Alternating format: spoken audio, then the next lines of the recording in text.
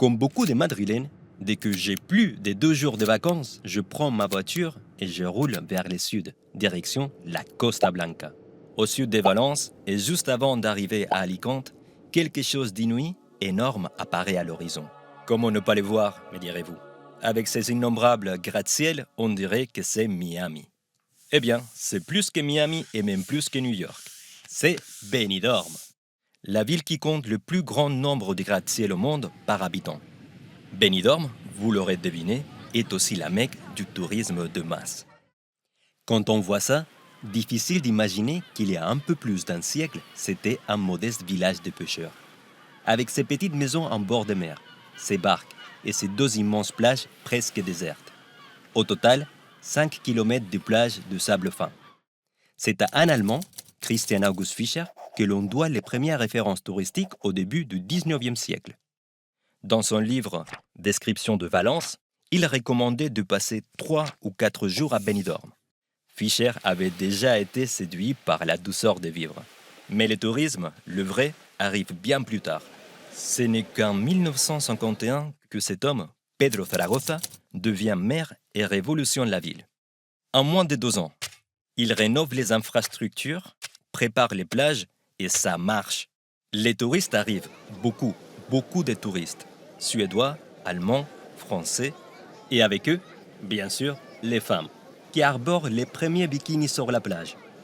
Un scandale dans l'Espagne catholique des années 1960. Certains habitants s'en prennent aux touristes. Le maire doit interdire, sous peine d'amende, d'insulter ou de jeter des pierres aux Européennes en bikini. D'ailleurs, le bikini était interdit.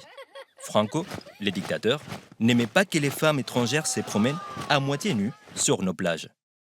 Pedro Zaragoza doit trouver une solution. Il monte sur sa Vespa et parcourt les 450 km qui séparent Benidorm de Madrid.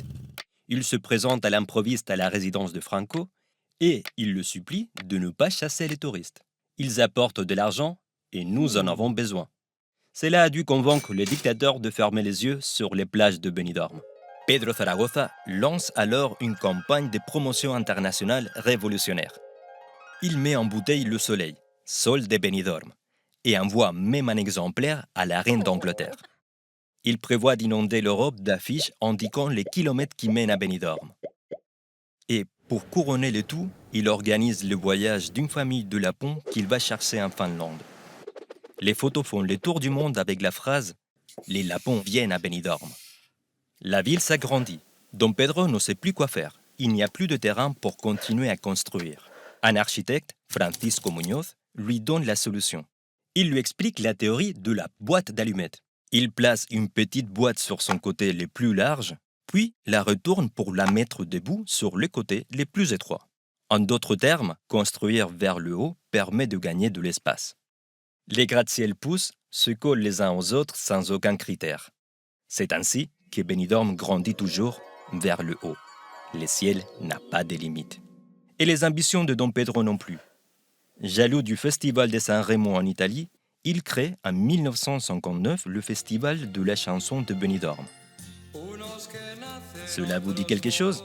Oui, c'est ici qu'a débuté la carrière de Julio Iglesias. Et c'est ici aussi, en pleine dictature, qu'ont ouvert les premiers bars gays et la mythique discothèque Penélope. Benidorm est la ville de tous les excès. La bourgade de 1700 habitants accueille aujourd'hui jusqu'à 400 000 personnes en été. Mais ce paradis du kitsch cache surtout quelque chose de difficile à expliquer.